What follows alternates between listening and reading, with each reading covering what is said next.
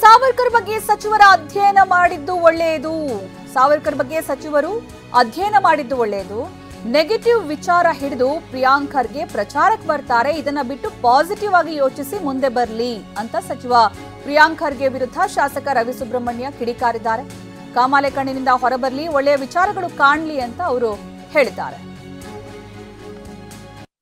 ಸಂಪೂರ್ಣವಾದಂತಹ ಅಧ್ಯಯನವನ್ನು ಖರ್ಗೆ ಅವರು ಮಾಡ್ತಕ್ಕಂಥದ್ದು ಒಳ್ಳೆಯದು.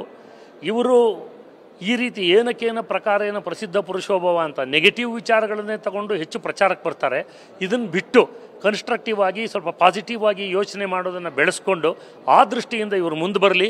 ಇವರು ತಂದೆ ರೀಚ್ ಆಗದಲ್ಲೇ ಇರತಕ್ಕಂಥ ಸ್ಥಾನಕ್ಕೆ ಇವ್ರು ರೀಚ್ ಆಗಬೇಕು ಅನ್ನೋ ಹಂಗಿದ್ರೆ ಒಳ್ಳೆ ರೀತಿಯಲ್ಲಿ ಯೋಚನೆ ಮಾಡ್ಕೊಂಡು ಬರಲಿ.